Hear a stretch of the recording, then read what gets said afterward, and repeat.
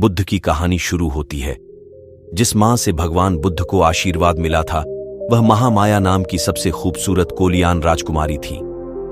रानी महामाया कोलिया राजा अंजना की बेटी थी, लेकिन यह माया के गुण और प्रतिभाएं ही थीं जो उसके सबसे अद्भुत सार थे, क्योंकि वह बुद्धि और धर्मपरायणता के सबसे अनमोल उपहारों से समृद्ध थी।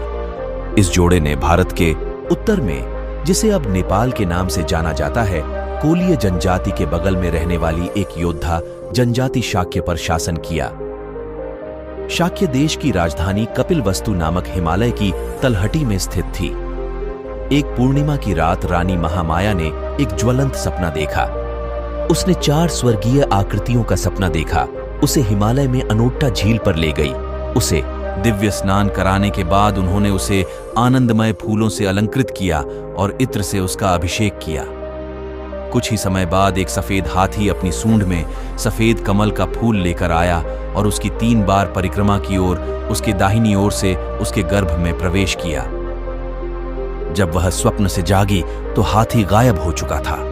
वह परेशान होकर राजा के पास भागी और उससे इसने कहा, महाराज, आप बहुत भाग्यशाली हैं। देवताओं ने हमारी रानी को सबसे पवित्र की मां के रूप में स्वीकार कर लिया है और बच्चा इस ब्रह्मांड के लिए एक बहुत बड़ा सार बन जाएगा। इस महान घटना के बारे में जानकर दंपति खुश हुए।